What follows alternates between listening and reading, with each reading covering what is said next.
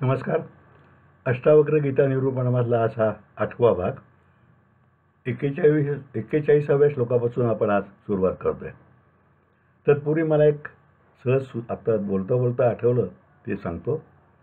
गीतेमध्ये, भगवद्गीतेमध्ये सुद्धा भगवंताने अर्जुनाला सांगितले की हतो वा प्राप्यसी स्वर्गम जितो वा भोगसी महिम. म्हणजे तुला जर यात रणांगणात मृत्यू आला कौरवपांडव युद्धात तर तुला स्वर्ग मिळेल आणि जिंकलास तर पृथ्वीचं राज्य मिळेल. मी गीता कर्मयोगाचा पुरस्कार करणारी आहे आणि अष्टावक्र गीता ही त्याच्या पुढे जाणारी कशी आहे की जनक आता मागच्या श्लोकात म्हणला की स्वर्ग नरक हे सुद्धा सगळं खोटं आहे, माझ्या लक्षात आलेलं आहे म्हणून एक अतिशय परमतत्वाचं हे ज्ञान अष्टावक्र गीतेमध्ये सांगितलं असं म्हटलं जातं. मी अतिशय गाढा अभ्यासक नाही, पण सहज जाता सुचलं ते मी आपल्याला फक्त सांगितलं. अन्यथा आपल्याला वाटेल की हा कोण इसम आहे की भगवंतांनी जे सांगितले तेच उद्या हा प्रश्न करतो त्याच्यावरती. तर मी नाही आहे, अष्टावक्रांचं फक्त मी काय म्हणतो आपण मी तो आम्हाला भारवाई असं मी त्यांचे विचार आपल्यापर्यंत पोहोचवायचा प्रयत्न करतो. श्लोक क्रमांक 41. अहो जनसमूहेपि न द्वैतं पश्यतो मम अरण्यमिय संवृत्तम क्व रती कर्वाण्याम. अर्थ, अहो द्वैतभाव न पाहणाऱ्या मला जनसमुदायात सुद्धा जणू काय अरण्यासारखा एकांत वाटतो, तर मी कुठं आसक्ती ठेवणार. एखाद्या माणसाचे भान विसरले की सभोवतालच्या परिस्थितीचा त्याच्या मनावर काहीही परिणाम होत नाही. एखादी आनंदाची किंवा तीव्र दुःखाची बातमी समजली की माणूस भानावर नसतो, आसमंत विसरतो. शेजारी कोण आहे, कडाक्याची थंडी आहे याची त्याला जाणीव राहत नाही. शस्त्रक्रिया करण्यासाठी क्लोरोफॉर्म देतात, तो चढवू लागला की रुग्णाला सभोवताल ते दिसते खरे, पण त्याची जाणीव होत नाही. योगी पुरुषांना समाधी स्थिती प्राप्त झाली की त्यांची अशीच या जगात वावरून असूनही नसल्यासारखी स्थिती असते. म्हणजेच मनाच्या व बुद्धीच्या ज्ञानस्थितीवर परिस्थितीचे आघात प्रत्याघात स्वरूप परिणाम अवलंबून असतात. पुन्हा वाचतो. म्हणजेच मनाच्या व बुद्धीच्या ज्ञानस्थितीवर परिस्थितींचे आघात प्रत्याघात स्वरूप परिणाम अवलंबून असतात. आत्मज्ञान झाल्यावर माणसाची चित्तवृत्ती परमात्म्याशीच एकरूप होऊन जाते.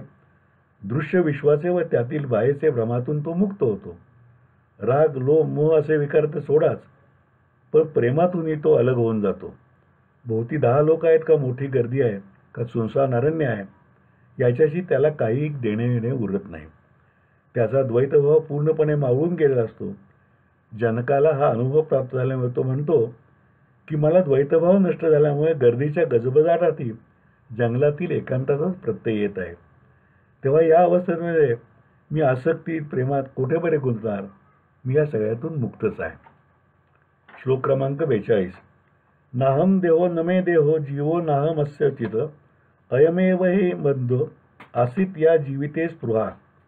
अर्थ, मी देह नाही आणि देहही माझा नाही. मी जीव नाही तर मी केवळ ज्ञानस्वरूप आहे. या जीवनाची आशा हेच माझे खरे बंधन होते. सत्य ज्ञान होईपर्यंत माणसाची अवस्था अशी असते की तो हा देह म्हणजेच मी आहे समजून चालत असतो. देह सुंदर सुदृढ असावा, त्या देहाच्या सहाय्याने सर्व सुखे भोगावीत. तो सदैव सतेज तरुण राहून त्याला म्हातारपण येऊच नये.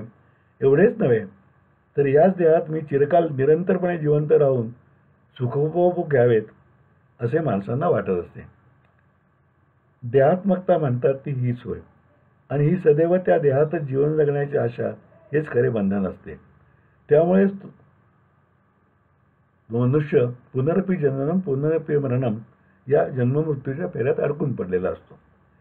ज्या क्षणी त्याला सत्यज्ञानाची प्राप्ती होते तेव्हा त्याला उमगते की हा देह म्हणजे मी नाही, किंबहुना खरे म्हणजे हा देहसुद्धा माझा नाही. त्यामध्ये जिवंत राहणारा जीवसुद्धा मी नाही. मग मी कोण आहे? तर मी आत्मरूप असून केवळ ज्ञानस्वरूप आहे. देहातच नव्हे तर अखिल विश्वात खेळणारे केवळ चैतन्य, केवळ विशुद्ध बोधस्वरूप अद्वैत आत्मतत्व म्हणजेच मी आहे. हे ज्ञान होणे म्हणजे देहमय जीवनाची आशा तुटून जाणे व त्या बंधनातून पूर्णपणे मुक्त होणे होय. आणि त्याच क्षणी, हा क्षण जेव्हा येईल त्याच क्षणी आत्म्याची परमात्म्याशी एकरूपता होऊन जीवनमुक्ती प्राप्त झाली हे निश्चित मानता येते. श्लोक क्रमांक 43. अहो भुवन कल्लवलो, अहो भुवन कल्लवले विचित्रे द्राक द्राक समुस्थितम मय्यनंत महाबौधो चित्तवाते समुद्रते. अर्थ, अहो अमर्याद सागरापणे असणाऱ्या माझ्या ठाई चित्तरूपी वारा उठला असता अनेक प्रकारच्या विश्वरूपी लाटा तत्काळ उत्पन्न होतात.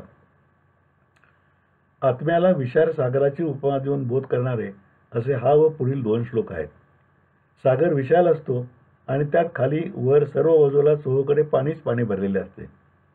आत्मतत्वही असे दृश्य अदृश्य विश्व दशदिशा व सर्व ब्रह्मांडात ठासून पसरलेले असते. त्या दृष्टीने पाहिले तरी उपमा योग्य वाटते, पण ती पूर्णपणे यथार्थ नाही. सागराला तळ असतो व किनारा सुद्धा असतो, त्यामुळे तो अमर्याद म्हटले तरी मर्यादित असतो. शिवाय विश्वात सागर सोडूनही जमीन व आकाश आहेच, म्हणजे तो सर्वव्यापीही म्हणता येत नाही. आत्मतत्व मात्र या उलट सर्वव्यापी व अमर्याद असून ते विश्वामध्ये कोंदून भरले असल्यामुळे अणुरेणूही त्याशिवाय नाही.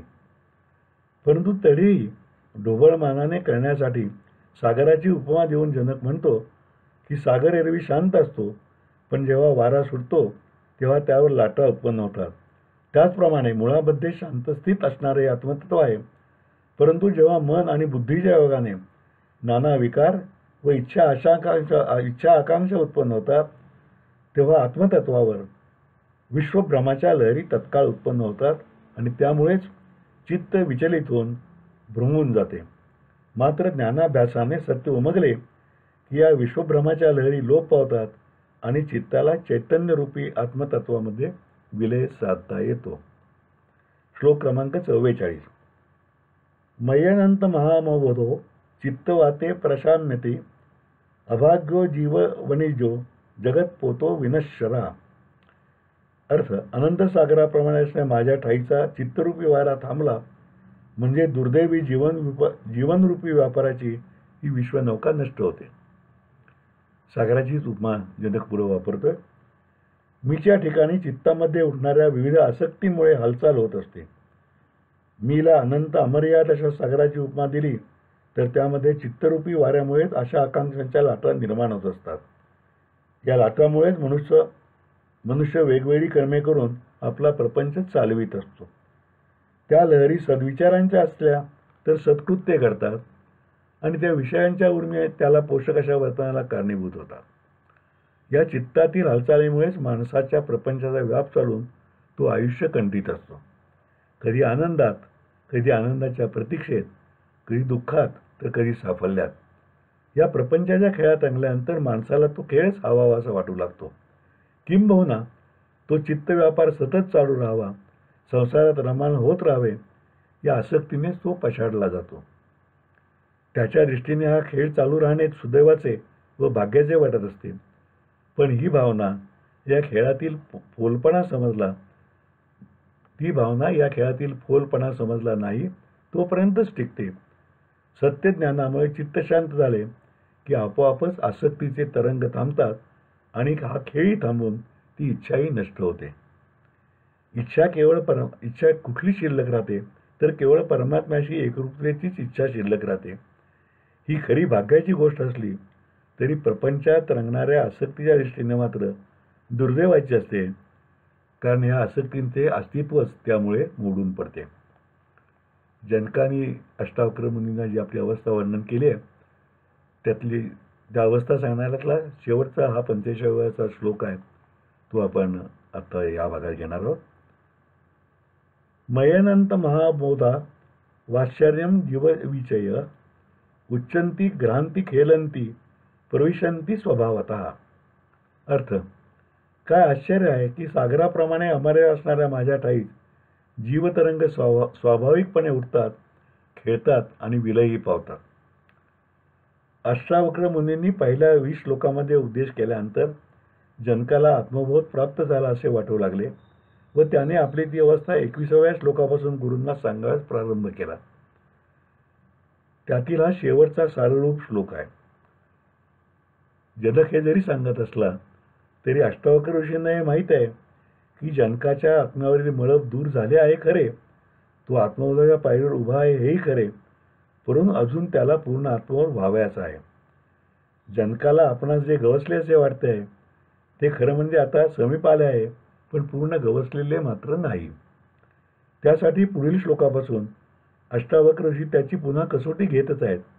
पण तत्पूर्वी जनक आपले भ्रांती निर्मूलन झाले आहे सांगताना म्हणतो की मी अमर्याद सागराप्रमाणे आहे.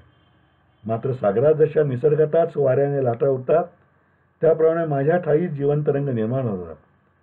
वाऱ्यावर लाटा खेळतात तसे हे तरंग माझ्या जीवनात खेळ खेळतात आणि लाटा ज्या सागरातच विलीन होतात तसेच ते तरंग माझ्या ठाईच अंती लोप पावतात. आत्मज्ञात होईपर्यंत जीव अशा आकांक्षांच्या आधारे जन्ममृत्यूच्या फेऱ्यात सापडून संसाराचा खेळ खेळत राहतात. मात्र आत्मबोध झाला की ते तरंग आत्मसागरातच विलीन होऊन संपून जातात, म्हणजेच मुक्तावस्था प्राप्त होते.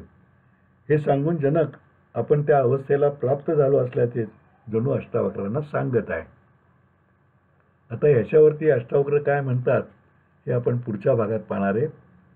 परंतु आता जनकाला कसं वाटतं की अनेकदा आपल्याला असं वाटतं की आपण आपल्या उद्दिष्टापर्यंत पोचलो, आपण ध्येय गाठलं, पण प्रत्यक्षामध्ये आपण ध्येय गाठलेलं नसतं. तशी ही जनकाची आत्ताची अवस्था आहे. म्हणजे मुमुक्षूच्या अवस्थेतनं बाहेर पडलाय तो साधकाच्या अवस्थेवर आहे, पण त्याला असं वाटतं की आपण जणू काही सिद्धच झालेलो आहोत म्हणून. खूपदा असं होतं. एखाद्याला असं वाटतं की मी मागे एकदा ही उपमा दिली ती की आपण डोंगर चढल्यावर असं वाटतं की आपण आता शिखरावर पोचलो, पण थोडं धुकं विरलं की आपल्या लक्षात की शिखर अजून वरच आहे.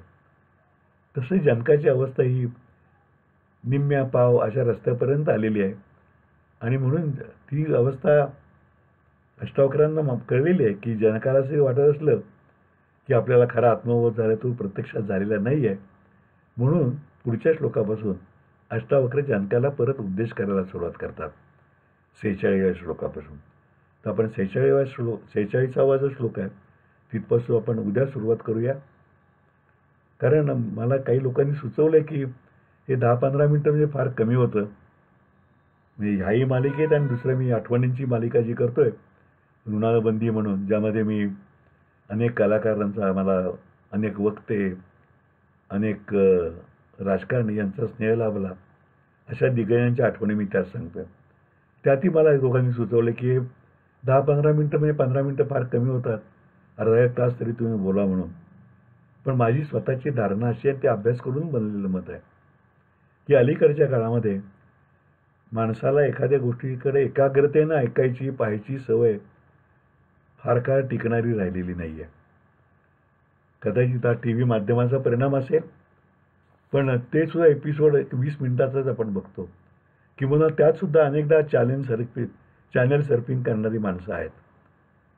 माणसाची एकाग्रता पूर्वीच्या काळी आपण जर बघितलं तर व्याख्यानं 3-3 तास चालायची, माणसं एकतांतेनं ऐकत राहायची. हल्ली व्याख्यान काय, कार्यक्रम काय, 1.25 तास ही त्याची लिमिट झालेली आहे. त्यापुढे लोकांना एका जागी बसवत नाही, एकाग्रता तर फार लांबची पायरी राहिली. त्यामुळं हा 15 मिनिटाचा सारणावधी क्वचित एखादा 1-2 मिनटं वाढतील, कधी 1-2 मिनटं कमी होतील, पण माझ्या दृष्टीनं ऑप्टिमम आहे. आणि दुसरे असं आहे की मी सगळे भाग यूट्यूबवर टाकतोय. आपण मधल्या काळामध्ये आपल्याला वाटलं दुसऱ्या दिवसाच्या आधी तर आपण ते परत बघू शकता, ऐकू शकता. त्यामुळं हा 15 मिनिटाचा अवधी हे साधारण धरायचा असं मी ठरवलं आहे. कधी तो 13-14 मिनिटाचा होईल, कधी 16-17 मिनिटाचा होईल, पण त्याहून पुढे एका दिवशी मी जास्त बोलणार नाही आहे, याची नोंद घ्यावी. आणि आपला प्रतिसाद खरोखरीच उत्साहवर्धक आहे. मला फार बरं वाटतं. एकदा असं वाटलं तर की किती रिस्पॉन्स मिळेल, अर्थात मिळाला कमी असला तरी मी चालूच ठेवणार होतो, कारण त्या दृष्टीनं माझाही अभ्यास नव्यानं होतो आहे. पण काही वेळा आश्चर्यजनक रिस्पॉन्स काही भागांना मिळाला. म्हणजे एका भागाला तरी काहीतरी 4,000 व्ह्यूज वगैरे आले. हे फेसबुकला दिसतं हल्ली व्ह्यूज किती आले. तर ह्या प्रतिसादाबद्दल मी तुमचा आभारी आहे. आपला प्रतिसाद मला या कामाला जास्त उत्साह देतोय, तो असाच राहू दे. आणि अर्थात कोरोनाच्या या संकट काळात परमेश्वरी कृपाही आपल्यावरती अशीच राहू दे. आपण सर्वजण सुरक्षित राहा, काळजी घ्या, पण काळजी अनाठायी करू नका असंच मला वाटते. तेव्हा आता उद्यापर्यंत नमस्कार.